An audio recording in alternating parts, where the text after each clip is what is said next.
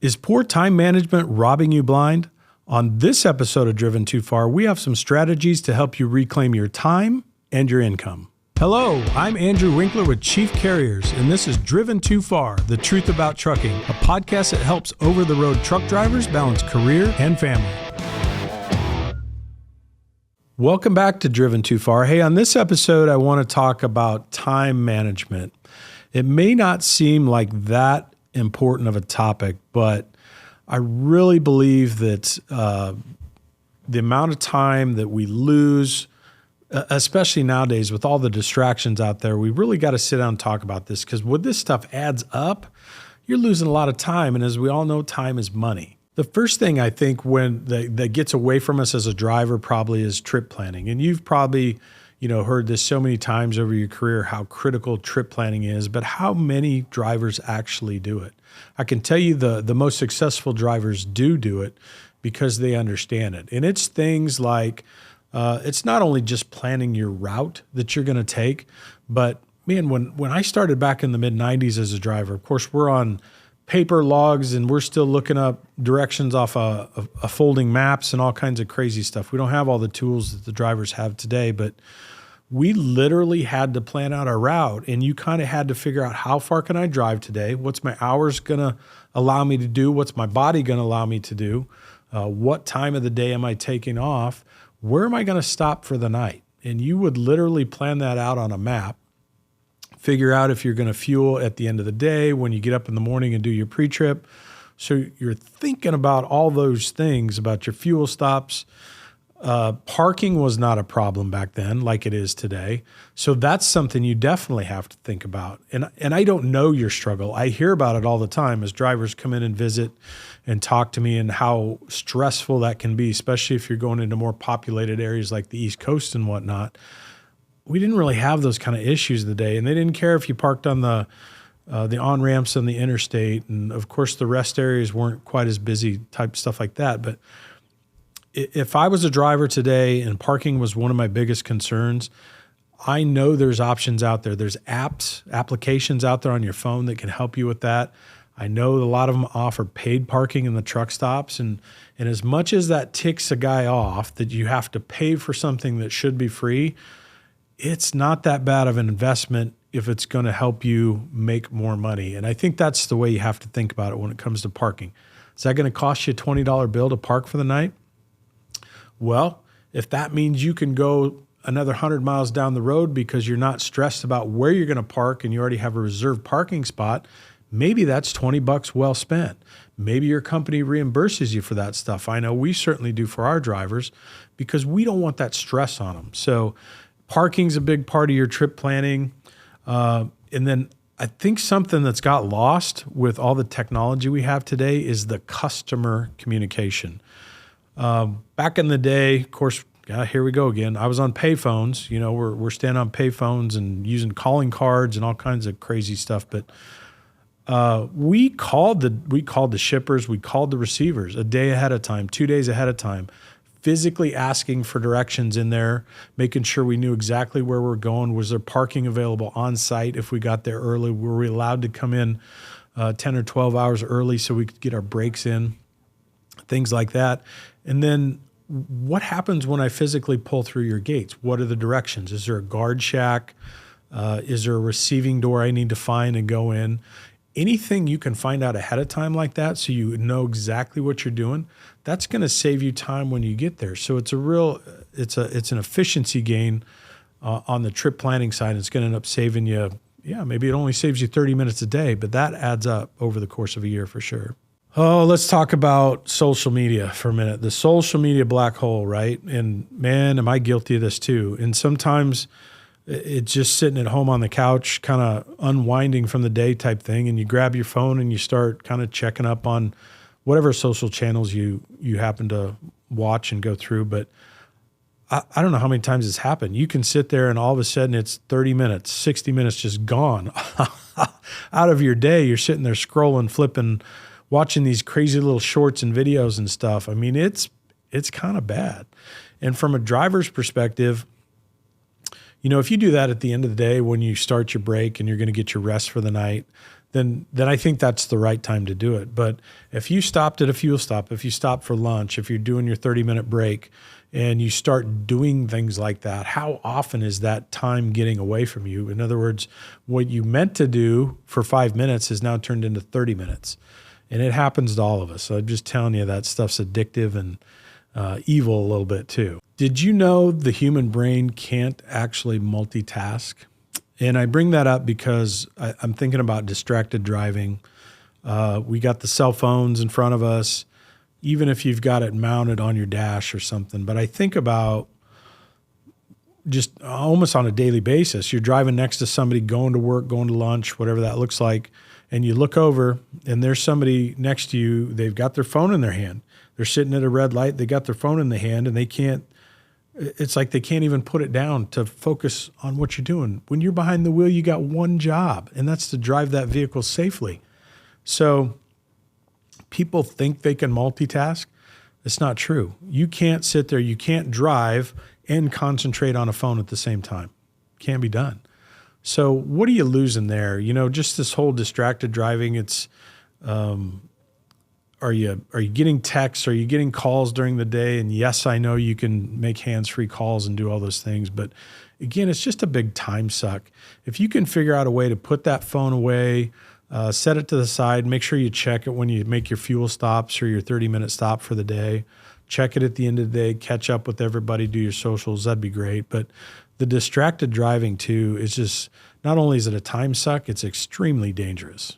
I mentioned this a little bit when we were talking about pre-planning or trip planning, but it's the delays that happen at your shippers and receivers when you're loading, when you're unloading.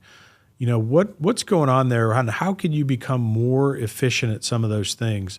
Again, if you know ahead of time what to expect when you arrive at the shipper or you arrive at the receiver, what the process is, you can kind of stop some of that bleeding that comes with the lost time if you know exactly what you're doing. But if you're not being proactive and making those calls ahead, or if your dispatcher hasn't helped you do those things and provided you with good information that you need, that means you got to take the time and do all that, whether that's stopping on the road, trying to figure it out when you get there, running around, asking this guard, that truck driver, this one, whatever that looks like, to figure out how you check in your bills and how do I get my paperwork for my load and where do I scale out? Is there a place here I can tie my load down? Having that information ahead of time would greatly improve your efficiency for sure. One of the biggest inefficiencies I see that happens with almost all drivers, if we're being honest with ourselves, is this idea of pre-trip inspections, preventative maintenance, that kind of thing.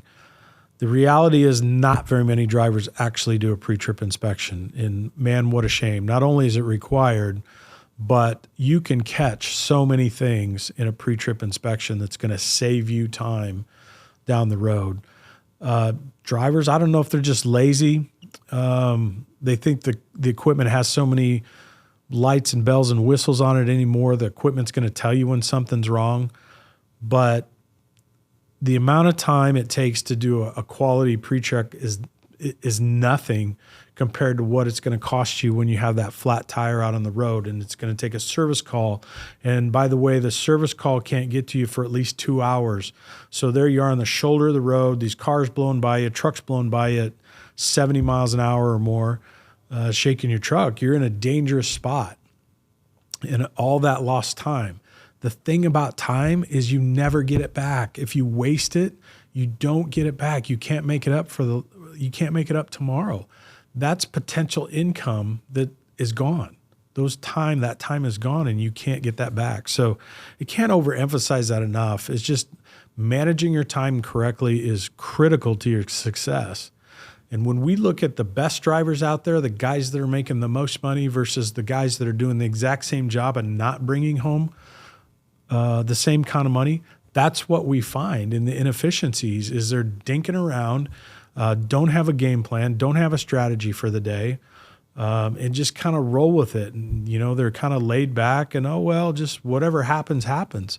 But the guys that are out there killing it, making the most that they can while they're away from their families are the guys that have a plan and strategy, and they've got everything mapped out every day. They know exactly what's going to happen.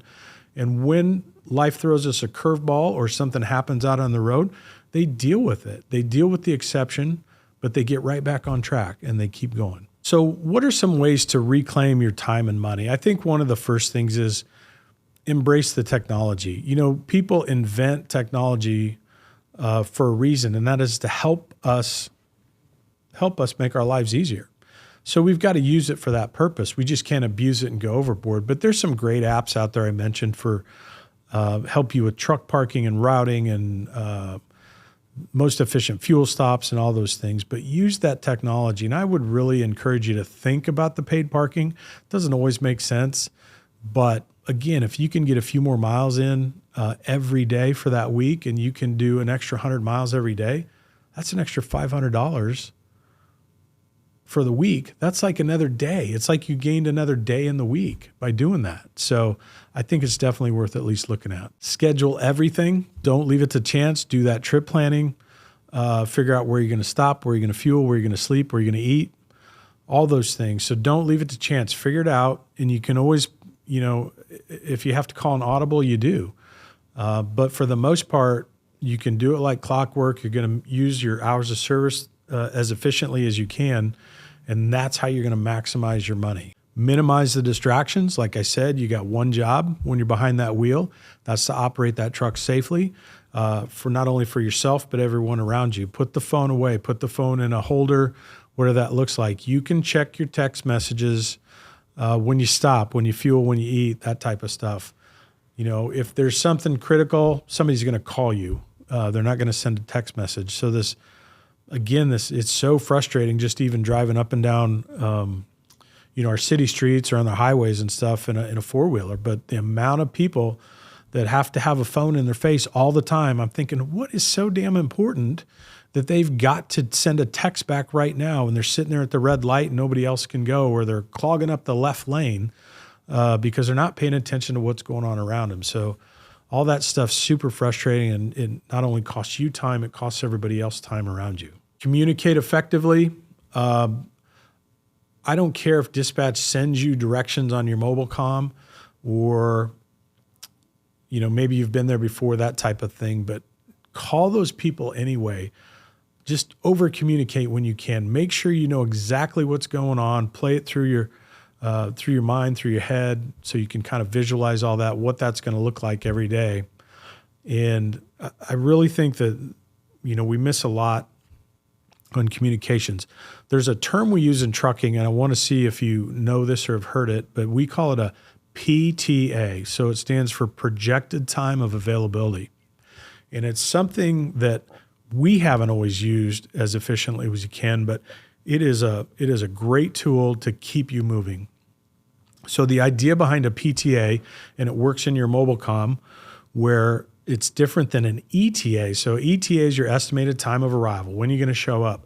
The PTA is saying, okay, you showed up. Now, what is your projected time of availability for your next load? So are you doing a drop and hook? That's going to take you 15 minutes. Or are you doing a live unload? That's going to take you 2 hours. So your PTA becomes 2 hours past your ETA or when you arrived. If you can communicate that stuff ahead of time, think of what that does for your planner, your scheduler, your dispatcher back in the office.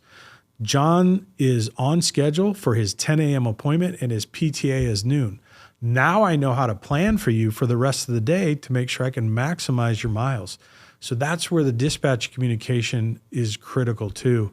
If you don't use a PTA, or if you haven't heard of that term before, maybe ask your dispatcher about if that's something built into their software. It usually is, and maybe your company calls it something different as well. But that is a game changer. When a driver and a dispatcher both learn how to use a PTA correctly, it absolutely improves your efficiency and it'll put more money in your pocket. Prioritize preventative maintenance. We teach our technicians, we talk to them about it too, because when you think about, if you have an inefficient dispatcher, driver, manager, something like that, you've also got probably somebody in your shop or your maintenance department that is a scheduler, a service writer, something like that. And if they're not very good at their job and they don't schedule your truck right, based on when you show up for that, or maybe within the shop itself, how the technicians work on it. Maybe multiple technicians got to touch it. But if they're not scheduling things correctly, how much time is that costing you? You know, how much are you bleeding there? So that's something else, is really focus on the shop maintenance, over communicate with your own shop. Maybe your dispatcher does some of that communication for you, but it might not be a bad idea that you call directly to the shop and make sure they know exactly when you're going to arrive. You've confirmed your appointment, so you know when you need to be there, and be there early. When they say 8 o'clock appointment, don't roll in at 8:15, because you know what happened is now the scheduler says, this guy's a no-show. I got to put somebody else in his place. And then you go to the back of the line for the day or whenever they can fit you back in. So don't just discount it because it's your own maintenance department, your own shop. It's not really a big deal when I show up. It is a big deal. Those guys are trying to be as efficient as possible out there too, and you can help them. You know, there's times when life on the road can be unpredictable and things will happen. And we've all done that. You know, things go sideways, you get thrown a curveball. But we can control a lot of things. And if we focus on controlling the things we can, it's really going to make a difference on Fridays with your paycheck. And that's really what you're probably trying to do.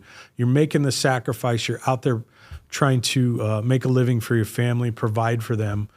And there's better ways to do it. You know, if you follow those plans, you have a strategy, you have a game plan, you execute it, you're going to be a lot better off than if you have this lackadaisical attitude that you just kind of roll with whatever happens. It's not a big deal. It is a big deal, not only for you, but the company you work for too. So you have a direct impact, not only on your family's income, but on the company's income as well. So let's identify those inefficiencies, those time bleeds, those time sucks. Let's start to chip away at them, get rid of them. And when you do that and you start doing it consistently, I think you're going to find more money in your own pocket as well. Thanks for joining us on this episode of Driven Too Far. Don't forget to hit that subscribe button so you never miss an episode.